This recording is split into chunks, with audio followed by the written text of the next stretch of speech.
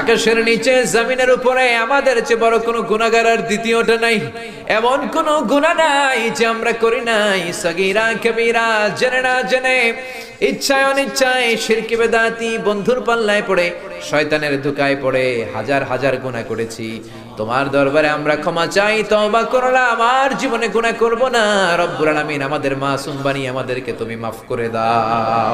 বুক ভরা আশা নিয়ে তোমার শাহী দরবারে এই গহীন রাতে তোমার পেয়ারা বান্দাদেরকে নিয়ে ভিক্ষুকের মতো, নাদানের মতো, মূর্খের মতো হাত তুললাম।